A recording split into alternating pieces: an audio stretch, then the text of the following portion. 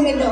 Yes, last week na po, nasa ganang kailangan kita, nakabaka po natin ang mangyayari sa buhay at sa kwento ng buhay ni Bea ng Nibida. Ay, mamimiss niyo pa si Bea! Ay, nakasabi. Naiyak ka? Naiyak siya. May issue.